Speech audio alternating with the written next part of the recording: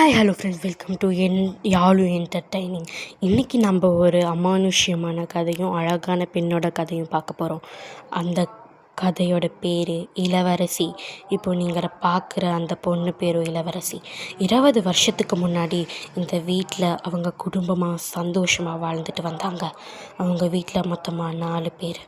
இந்த வீட்டில் தான் அவங்க சொந்த வீடு. நடு காட்டில் பயங்கரமான ஒரு வீடு, பெரிய வீடை அவங்க அப்பா கட்டினாங்க. ரொம்ப வசதியான குடும்பம் கூட. அவங்க குடும்பமே இதுதான்.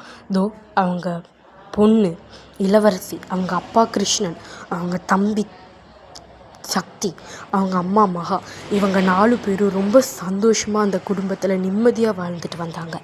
அப்போது இவங்க அப்பாவுக்கும் கிட்ட ஒருத்தன் வட்டிக்கு பணம் வாங்கியிருப்பான். அந்த வட்டிக்கு பணம் வாங்கினவனால நடந்த இந்த விஷயம் தான் இந்த பொண்ணை இந்த நிலைமைக்கு இப்படி அலைய விட்டுருக்கு. அது என்ன காரணம்னா, இவங்க அப்பா கிட்ட ஒருத்தன் வட்டிக்கு பணம் வாங்கியிருப்பான். அவன் ஒரு ஹை லெவலுக்கு போனதுக்கப்புறமா வட்டியை திருப்பி கொடுக்க முடியாதுன்னு ஒரு பெரிய சண்டை நடக்கும். அதில் அவங்க அப்பா அவன் சட்டையை பிடிச்சி கேவலமாக கேள்வி கேட்டு அவனை அடித்து ரோடுலேயே அவமானம் பண்ணி எல்லாருமே அவனை பார்த்து இவெல்லாம் ஒரு பெரிய மனுஷனானு திட்டுற அளவுக்கு ஆயிடுச்சு. அப்போது அவன் முடிவு பண்ணான், இவங்க 4 பேருக்குள்ளேயும் அந்த குடும்பமே அழியணும், அதுவும் நம்ம கையாலன்னு முடிவு பண்ணான்.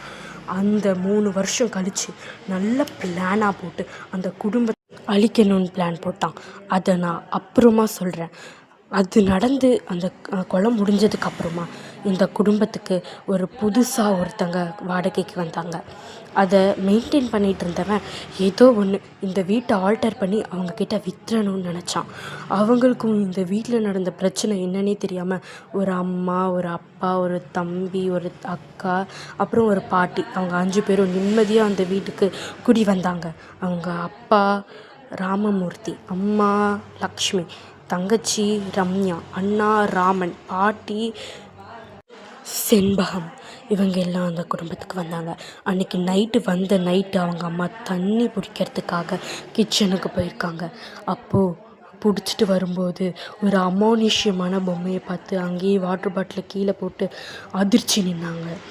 அந்த வீட்டில் இருக்கவங்க யாருக்கிட்டேயும் சொல்ல வேணாம், எல்லாம் பயந்துருவாங்கன்னு அதை மனசுக்குள்ளேயே போட்டு வச்சுருக்காங்க. இந்த விஷயம் நடந்து ஒரு 5-6 நாள்லேயே ஒரு அமானுஷ்யமான விஷயம் நடக்குது.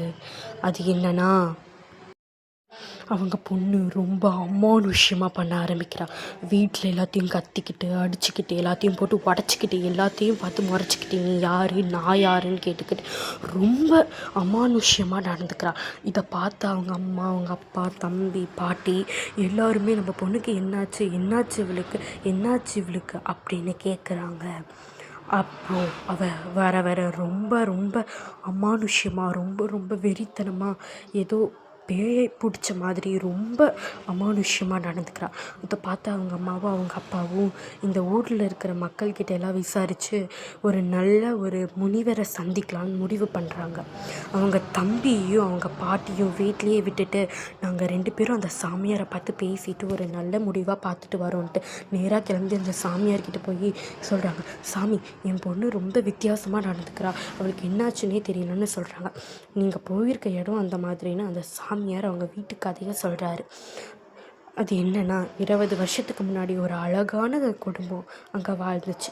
அந்த பொண்ணு பேர் இளவரசி. அந்த பொண்ணு பெருசாகி எல்லா ஏழை மக்களுக்கும் நான் ஃப்ரீயாக டாக்டர் செலவு பார்க்கணுன்னு அந்த பொண்ணு சின்ன வயசுலேருந்தே கனவு. அவன் தம்பி நான் இன்ஜினியர் ஆகி வீடு இல்லாதவங்களுக்கெல்லாம் வீடு கட்டி தரணுன்ற 2 கனவோடு அவங்க 2 பேரும் வாழ்ந்தாங்க. அவங்க தான் இப்போது அந்த வீட்டில் தான் நீங்கள் வந்திருக்கீங்க, விடுவாங்களா? பழி தீர்க்கறதுக்கு முன்னாடி நீங்களே வந்து அந்த வீட்டில் குத்துக்கள் மாதிரி உட்காந்துருக்கீங்களேன்னு சொல்கிறாரு. உடனே அவங்க என்ன சொல்கிறீங்க சாமியாரே, எனக்கு ஒன்றுமே புரியலன்னு சொல்கிறாங்க. அவர் புரியும், விளக்கமாக சொன்னால் புரியும். அவங்க அப்பா முன்ன சொன்ன அதே கதையை சாமியார் திரும்ப அவங்கக்கிட்ட வரிசையாக சொல்கிறாரு. அதை கேட்டு அவங்க ஷாக் ஆகுறாங்க. அந்த 4 ரவுடிங்களை வச்சு அவங்க குடும்பத்தையே கொன்னதை கொடூரமாக சொல்கிறாங்க. அதை கேட்டு அவங்க ரொம்ப ஷாக் ஆகுறாங்க. என்ன சாமி இப்படி சொல்கிறீங்க அப்படின்னு. அந்த சாமியார் அந்த பொண்ணு ரொம்ப அழகான அம்சமான பொண்ணு, குல தெய்வம் அவங்க வீட்டுக்கே. அந்த அந்த சாமின்னு தான் நாங்கள் எல்லாமே அந்த குழந்தைய சொல்லுவோம். அருள்மிகு குழந்தை அந்த குழந்தை அப்படின்னு சொல்கிறாரு. அதை கேட்டு அவங்க அம்மாவும் அவங்க அப்பாவும் என்ன நடக்குதுன்னே புரியாமல் உட்காந்துட்ருக்காங்க.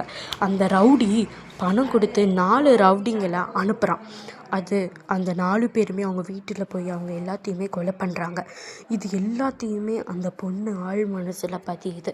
கடைசியாக அந்த பொண்ணையும் கொலை பண்ணுறாங்க, அந்த குடும்பத்தையும் நல்லா சாய்ச்சிடுறாங்க. இன்னும் அந்த பொண்ணோட ஆசை, கனவு, லட்சியம் எல்லாத்தையுமே சில்லு சில்லாக நொறுக்கிடுறாங்க. இது எல்லாமே அந்த பொண்ணு மனசில் ஆழமாக பதிஞ்சு 20 வருஷமாக அவங்கள கொலை பண்ணணும்னு ஏங்கிக்கிட்டே இருக்குது. அதுதான் இந்த குடும்பத்தோட கதை. இப்போது நீங்களே தானா ஆடு தலையை சிலுக்கி வெட்டுற மாதிரி கதையில் நீங்களே வந்திருக்கீங்களே அப்படின்னு அந்த சாமியார் சொல்லவும் அவங்க குடும்பமே அப்படியே ஆடி போய் நிற்குது. அப்புறமா அவங்க பாட்டிக்கும் தம்பிக்கும் இந்த விஷயம் தெரிய வருது. அவங்க பாட்டியும் அவங்க தம்பியும், அப்பா இந்த வீட்டை விட்டு போயிடலாம்ப்பா, நம்ம அக்காவுக்கு இந்த வீட்டால் தான் இப்படி ஒரு பிரச்சனை வந்திருக்கு, நம்ம அக்காவை கூட்டிகிட்டு எப்படியாவது போயிடலாம்ப்பா அப்படின்னு சொல்கிறான். அதுக்கப்புறமா கொஞ்ச நாள் போகுது.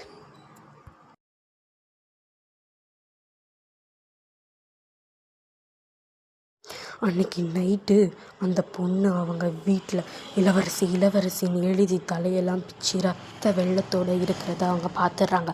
பார்த்து அவங்க அம்மா, அவங்க அப்பா, பாட்டி, தம்பி எல்லாருமே கத்துறாங்க. ஆனால் கதவை தாள் போட்டிருக்கனால அவங்களால எதுவுமே பண்ண முடியல.